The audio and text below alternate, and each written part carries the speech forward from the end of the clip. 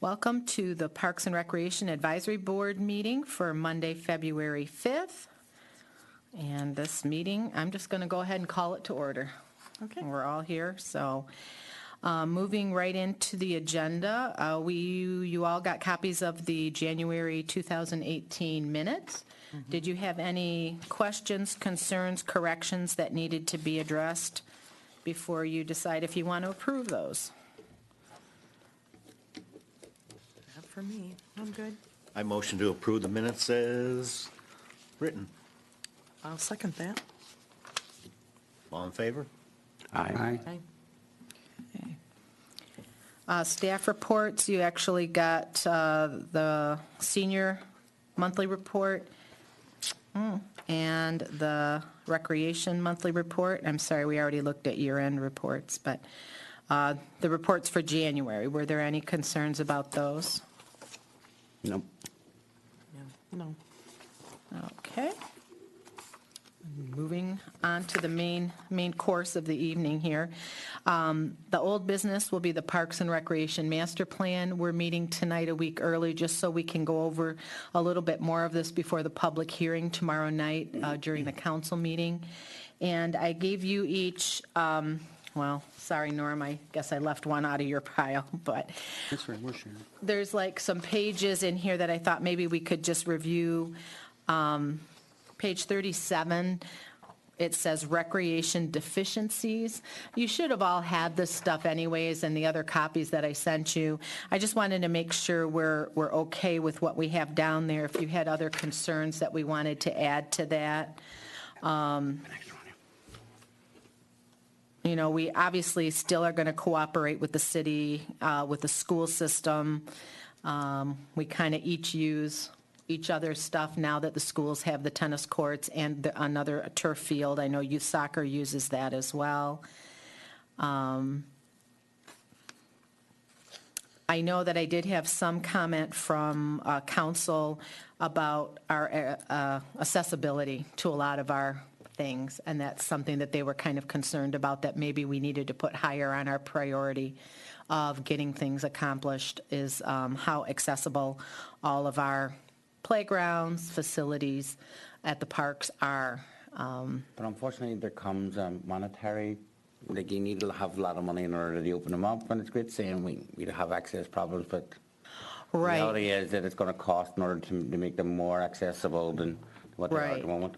Yes, that's exactly true. And I know there was something brought up again, which we've talked about several times at this board, is the connection between the north parking lot at the city park to the south side, to the path that takes you up to the pavilion and the restroom area.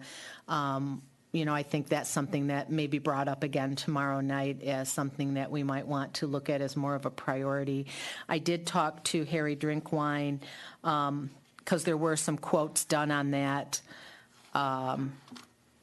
back when they looked at it before, and I brought those tonight. It looked like an estimated cost was about $54,000 to be able to do it properly. Did they ever give you a layout as to what their proposal as to access from the north to the south lot? Well, it said, yeah, I mean, we physically went up there and looked at the area where they thought they could easily put in, you know, because technically you have to have the cutout access by a handicap parking spot, so that if somebody is, you know, maybe in a wheelchair, they get out at the handicap spot, the access has to be very near to that so they could immediately access, you know, to get into Without crossing the street. Right, or the without parking having to lot. walk down go behind cars or in the middle of the road or something like that. This basically was talking about, having, first of all, to cut out an area, then we have to connect the path to the path that we already have there, and it wasn't even talking about like cementing it all the way. You know, it was like just getting to the wood chip kind of path, which still isn't very accessible if you're in a wheelchair or even pushing a stroller. Well, and there's multiple directions you could go in, even if you, Right, I think we were looking at mainly getting them over that, Right. And the one hump where the the drinking one fountain hump, is? yeah, kind of getting them over there onto a path that would then lead down to the main cement path that, vehicles use when they're unloading and loading in that And area. I don't recall if there are any handicap spots in the north lot. I think there has to be, but I'm not sure think there which are. end there, you don't think there are in that north lot? Nope. Okay, I'm inclined to agree. I don't I don't think recall so. there, so that's something we need to look at.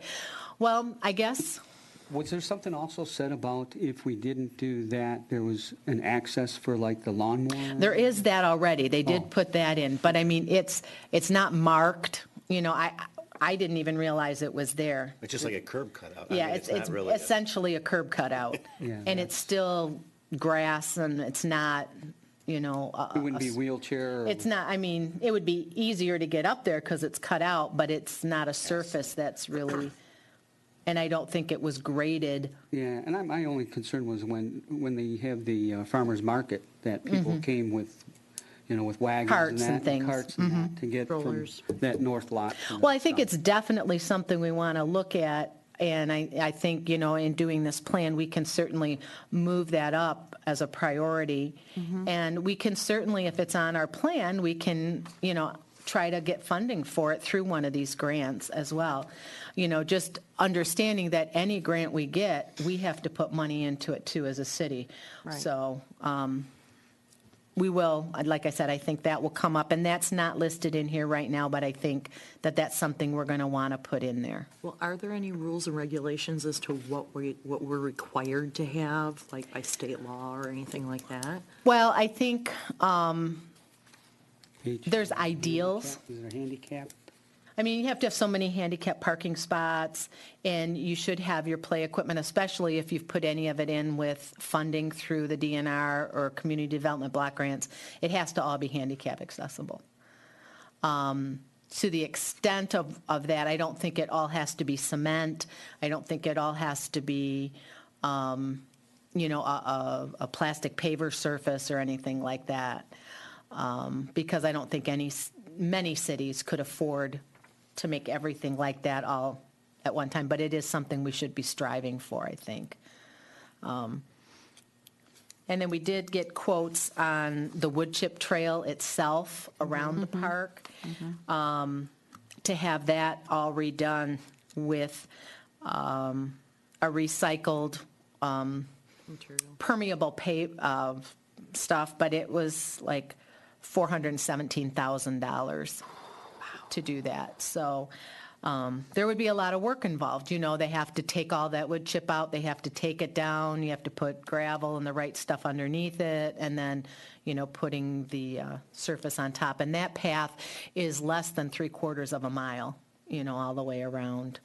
So, but again, it would be much more user-friendly to people in wheelchairs, pushing strollers, that type of thing. It would give more people opportunity to walk the park.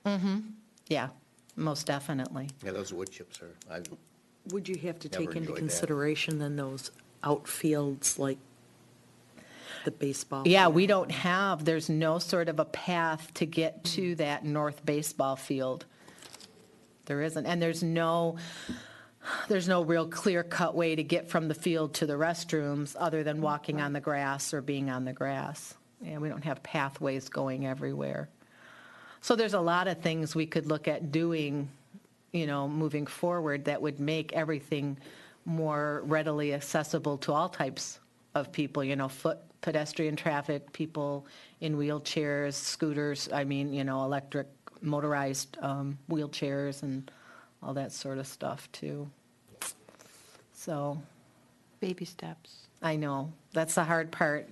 Everything just costs so much money, and, even if you can apply, there's, the different grants through the DNR, and some of them provide larger sums of money, but that also means that we have to come up with a larger sum of money as well to match it.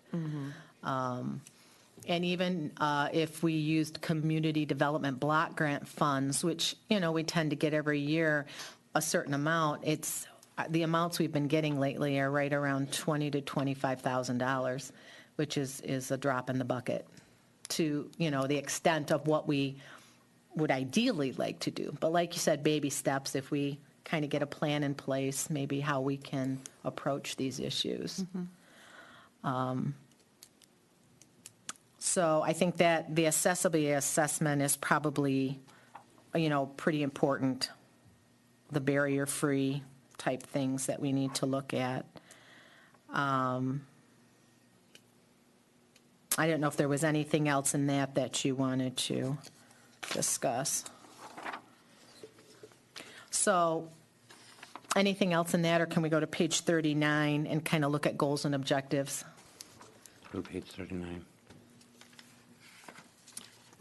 All right, so our long-range goals always are to ask the residents in our community what they want to see in their parks, which we do. We always want to maintain fiscal responsibility. With the limited funds we have, we want to be able to accomplish as much as we can.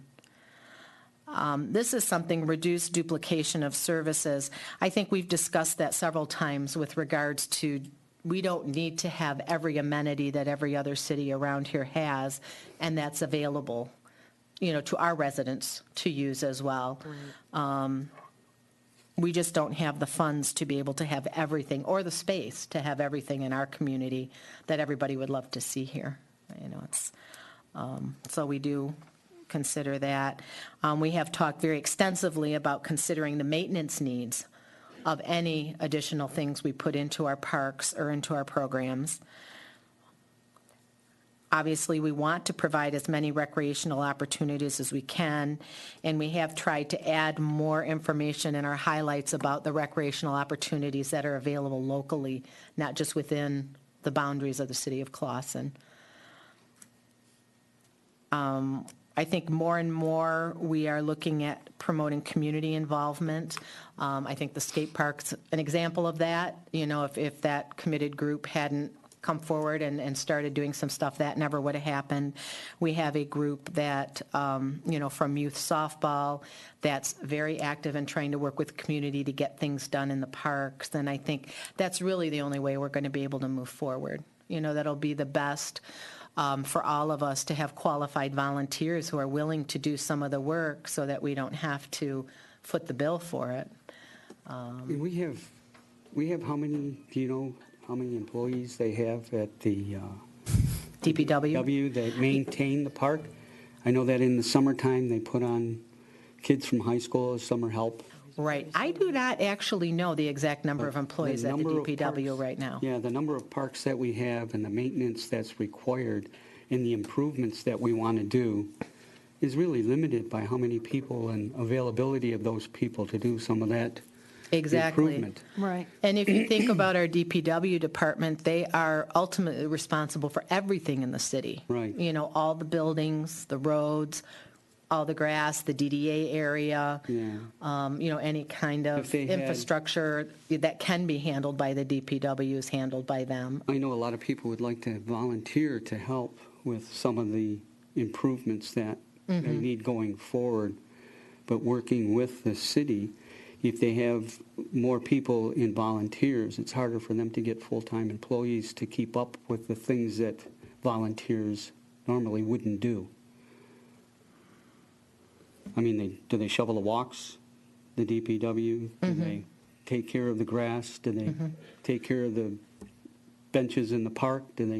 I'm saying that all of those things, in addition to what volunteers would like to do, I think there needs to be more of a combined effort between the people that are volunteering and the city realizing how many people they need to maintain all of the improvements that we've done on these parks. Right.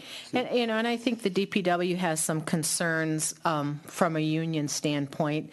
They don't want to see their jobs taken over by volunteers because it's a job security type of thing, and I understand that as well. But I think there is so much work that needs to be done that I think there's room in certain situations that we can use volunteers, and I think that we're leaning, more heavily in that direction, especially when it comes to the parks, because we have so many things that need to be done, just sort of like routine maintenance things, painting of a swing set. It doesn't take huge skill to do that, but it's time consuming. And, to free an employee up to deal with a water main break or, tree trimming or things that take more skill, it would be nice to be able to utilize people that. Do we know what position they take on? How many volunteers and what? No. Is there something a meeting or something that could take place that? I think that you could I have have talked with to them? Doug, at the DPW director, and he is going to talk to the union and try to talk about the use of volunteers and what they're going to be okay with. And then that will kind of guide how much we can really get people involved. That makes sense. So has it become a big thing? Is it a big thing about, because people are worried about their jobs, that there's been a reluctance to accept volunteers? I think that might be part of it. You'd probably really have to address that question to Doug and the DPW department. I know very little about working within a union guidelines. It's a whole different situation, but it's something that certainly, we could address with them. Yeah, what's permitted, what isn't permitted, what are Right. Like, could they not come through, say, for example, be volunteers of the Parks and Rec Committee, and could they not do stuff connected with the park specifically and do it on our behalf, but with DPW's allowance, so therefore they're not standing on anybody's toes, and we're at the end of the day, we're responsible? Anything that we have volunteers do, it all has to kind of go through the process of, okay, this is the project, presented to the DPW, make sure, because there's things about the parks that not all of us know, like where the irrigation lines are and, things like that. And, are there certain types of plants we could put in or paint we could put in or materials we can use? And, so all of that would have to be approved first, right? Well, and if the DPW could even come up with a list of things that are allowable and little projects that can and need to be done. And that they are okay with. That there are going to be community groups that will volunteer to do that. I know a lot of groups are always looking for projects, things to volunteer and do. And Yeah. and Like scouts and schools. Oh, and stuff, definitely. Yeah. Yeah, even in the we- scouts after the 4th of July, the scouts would go out there and clean the parks. I mean, Right, pick they've up always all the done that, trash. yeah. Yeah. And Those there kind- would be those kinds so of many things. more things, I think, that could be accomplished if you put it out there and say, we're looking for somebody to help us with this. Right. If we I had really think specific that you'll- guidelines, I think that would help. And I have spoken with Doug about that, and he did say to me, and in fact today, that he would talk to the union about the use of volunteers and what is going to be okay from their perspective. The last thing we want to do is try to jeopardize anybody's job. That's not the no. point And I at think all. that should I'm be, sure they would like to have more hands, in their group to do the everyday maintenance things. Or certain things anyways. Right. Yeah. I think of all the things that's in this action plan, that's the one of the few that we don't need a lot of money to do.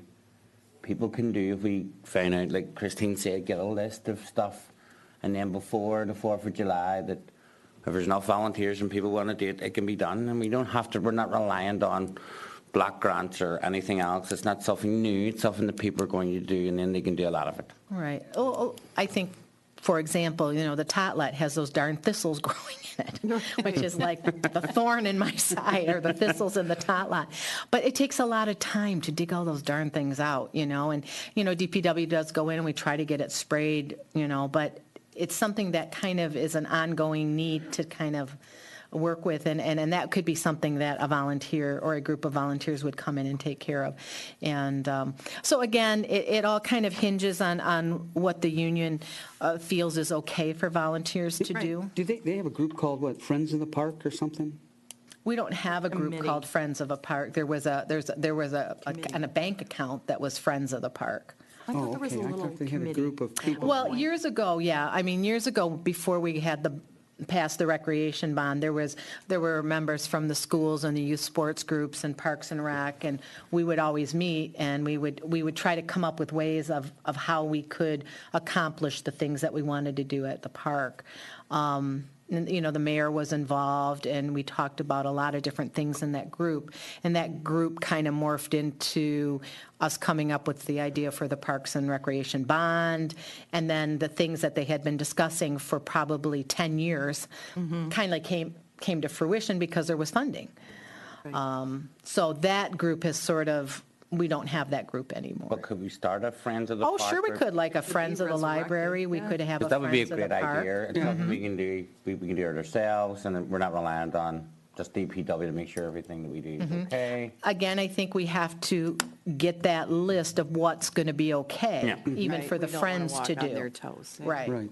If we do come up with a group of volunteers that want to be friends of the park and volunteer their time for things, I think that we still need to have the guideline from DPW as to what they feel is okay for us to do. Right. Yeah. So, There's got to be enough little nuisance type Right. projects that they'd probably be more than happy to get rid Yeah. of and, Yeah. have somebody else do it. Sure, they but don't want not- people going in there getting their shovels and picks and Right, right. right. walking out. Right. Right. So those- Yeah, I mean, the last thing you That's want to the do is have description. some good-hearted person go in and do something that messes something major up. We don't want to cause trouble. Right. Hit a Right. gas line. Definitely, but I think what we're all saying here is that if we were to get a list from them and we were given permission that this is a laundry list of things that we would like, need help with. Just guidelines, Or that's what we okay need. for you to Yeah. do, if it's all documented, then I'm sure we could probably rally the troops. Right, somehow I think to- that- To help out. That makes sense. Okay, so flipping over to page 40, Parks and Recreation objectives for specific parks is on page 40. It was on the back of 39 there. Obviously, one of our big things is continued proper maintenance. We just want to make sure that we really do that at all of our parks, especially Clawson City Park, where we had all the new amenities put in there. So under recreation objectives too, then we might want to, we've got in here some of the requests that came out through the survey that we did. I don't know if you want to add more things there, if maybe we would want to, you could put this phase 2 of the skate park in there, because we're talking about splash pads and lights for the volleyball courts and covers for the dugouts and things like that. So we could add that in there. And then Grant Park, we know that softball field needs to be refurbished. And they did start working in the fall on that. I did find out. They did some grading of it. It's going to be an ongoing process to try to get that into a really good field again. But they're hoping that by this season, it'll at least be good enough for batting practice and things like that. So it'll be used as a practice field, eventually being reworked enough to be a true field for games and things. And then, of course, we need to do something with those tennis courts. We did not get the grant that we had applied for to kind of take those out and put more play structures in there. So we'll need to continue to look at, we kind of left this generic, 2 tennis courts need to be removed and the space used for additional playground and or picnic or some other recreational use. And maybe we'll make that more generic in case we change our minds and want to put in a tennis court or, kind of keep it open, but at least reserved for recreational use. Hunter, basically the parking lot and the playground there is in dire need of some upgrading. The building itself, we're slowly working at trying to replace flooring and things like that. But I think overall, the objective there, we need to get, the parking lot in good shape and the parking and the playground in good shape to be able to provide good opportunities for people to utilize the programs that are there. I did have somebody talk to me about putting in the 3-hole disc golf course at Parkland. That was something that they felt they could fundraise for. It wouldn't cost a lot of money. It would just be 3 holes, sort of like a little, you know how they have like little par 3 golf courses and stuff? It would just be, but it would be disc golf. That's something that could happen in the future without much disruption to that particular park. We are still working on the bicycle connector plan. Matt Hodges with DPW is still working with the other cities. We've talked about that several times. We just want to continue to connect with other communities and provide more experiences for people. They can ride their bike from Clawson to Royal Oak to Troy to Madison Heights, wherever. Whatever happened about the signs or the bike route signs? That's still, Matt's been handling that, and that's funding again to get all the signs unidirectional, so either way, you know which way you're going. I can check and follow up with him, but that was kind of left as a project.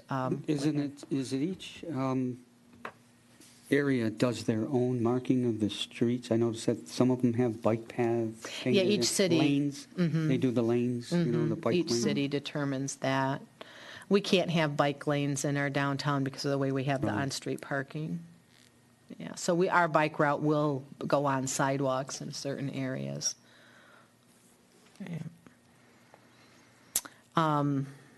6 of the objectives is optimized park use, which I really think, you know, our Clawson City Park, if you're there any night, it's, you know, during good weather, it's busy. Everything's being used. I think, you know, Grant Park gets used, obviously, a lot with soccer, and Parkland, just, you know, a couple small playgrounds there. But I know a lot of people like Parkland because it's very peaceful and quiet, and there's not a whole lot going on there. So we have a lot of opportunities for people to enjoy outdoors. And then we always want to continue to promote our recreational programs, try new things, add new things, see what works, what doesn't, you know, and we've been trying to do that all along. You know, last summer we worked with Mike Warren, a realtor who helped put on a concert in the park, and he's going to do that again this year. So trying to pair up with other groups, and we have Oakland County coming back again to use our park for Come Out and Play. I think that's the name of the program. They'll be using our park again, and anybody's welcome to come that day. They bring out their rock climbing wall and a lot of their events, and it'll be hosted at our park again. So that's working within the community, so I'm glad we're continuing to do that. So basically on page 41, the Action Program B, I need to double check tomorrow on this, but in our past plans, we've sort of laid out what we would like to accomplish each year. It's really a sketchy thing to do because it all depends on money and where it's coming from, and if you get it, and you don't know, even if you apply in 2017, you don't know till 2018 if you're even getting the money, and especially with some of the grants and things through the DNR. So once we have our public hearing tomorrow night and see if there's any other ideas that get really brought up and talked about, and what we might want to put in here is what we talked about tonight as far as the handicap accessibility. We might want to throw that in there maybe each year, you know, maybe a baby step each year. Let's try to work 2018, one area, you know, and at least get it written down. Or wherever. Right, yeah. So after the public hearing, if you can watch it on TV, you can be here, whatever you want to do. I think we'll talk via email and see how we want the final draft to look at that. Okay. Does that sound okay with everybody? Do you have to put the year in? That's what I want to find out tomorrow. I'm going to talk to my rep there and see if we specifically have to mark it as a year. Are they going to go over this as an agenda item for tomorrow's meeting? No, the public hearing is an agenda item. Okay. Council may talk about it prior to that or after the public hearing. I don't think legally I can get up and talk during the public hearing. I think we just have to allow people to come up to the mic and then take whatever information is given. I got the impression that council has some questions, so I'm assuming that at some point that'll be brought out tomorrow night. Okay. Any other questions on all of that stuff? No. Okay. I do appreciate all of your input and suggestions, and you have good ideas, and I do really appreciate that. I'm going to move on to new business. We had a meeting with Jim Sparks at the schools and the Oakland County Men's Soccer League that's been playing their games over at Royal Oak. Royal Oak is going to be redoing their turf field, so they can't play there. So they've approached us to see if they could play at the Clawson City Park on the stadium field. The big drawback has always been that the schools will not allow the locker rooms to be used.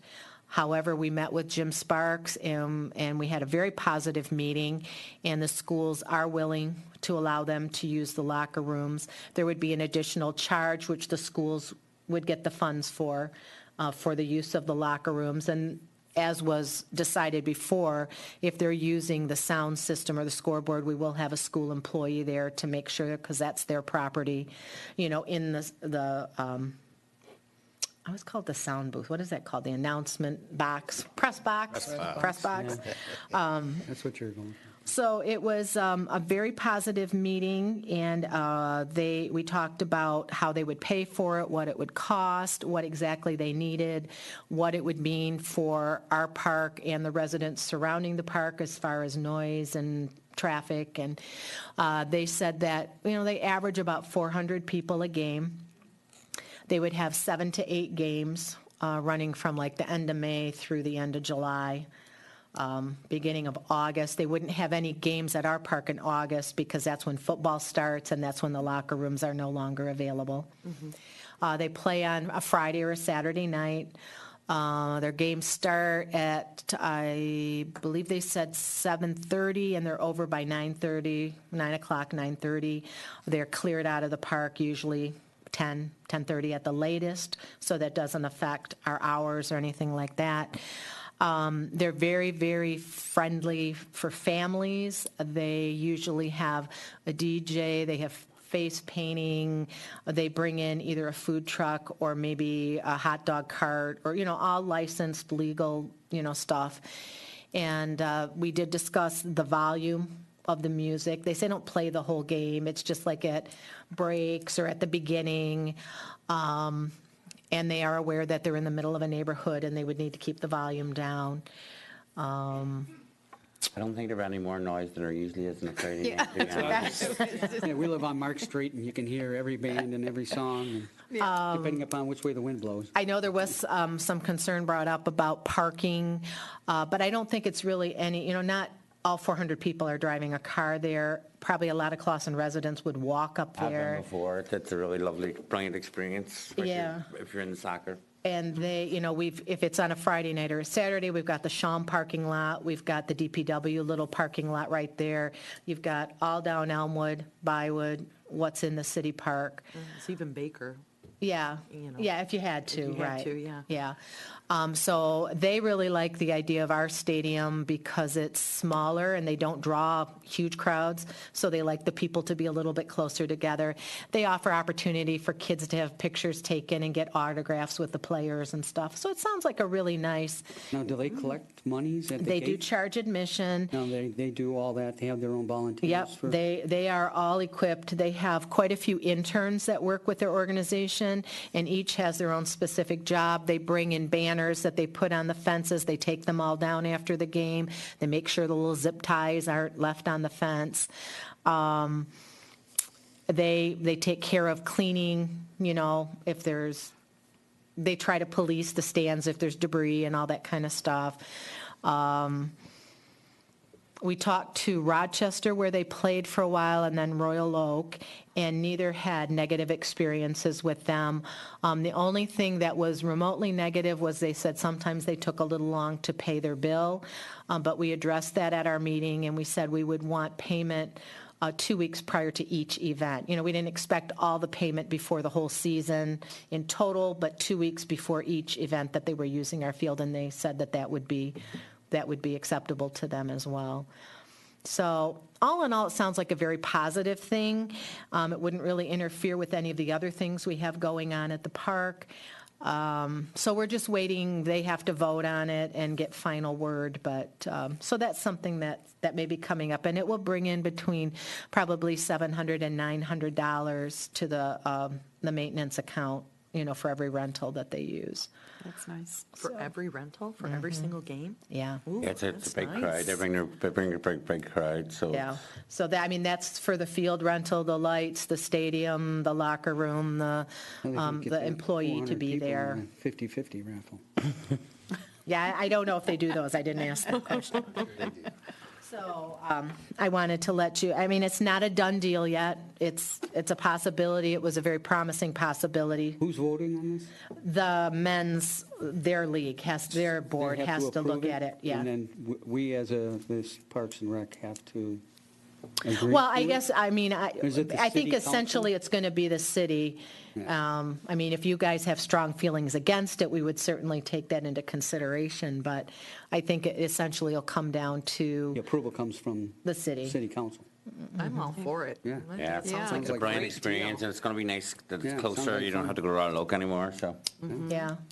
So, one new item in new business that I didn't have when I made up the agenda, I think I sent you the email or a copy of a letter of the email today.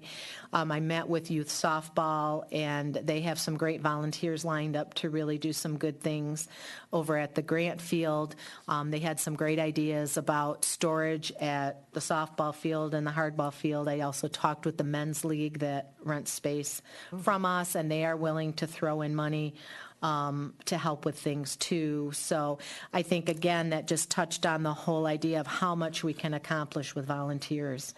And especially, at least the softball group has some, professional volunteers, professional landscapers and professional electricians who are willing to donate their time to try to accomplish some of the things we want to see happen to make that Grant Field really usable again. So they would donate the time, then we would just come up with the funds to help them out to fix it? Is that the Youth paint softball, and, so far, they've been handling it all on their own.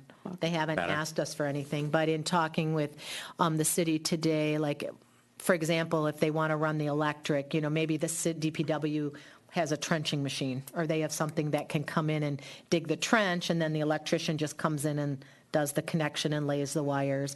So it's not that we're asking them to do all this on their own. I think we will partner with them, and because they don't have the funds to do all this themselves either. But having the main part of it donated and the man hours donated really helps a lot. And the landscaping guy has all the equipment that you need to do the grading and, all that kind of stuff. So that saves a lot money-wise, too. yeah.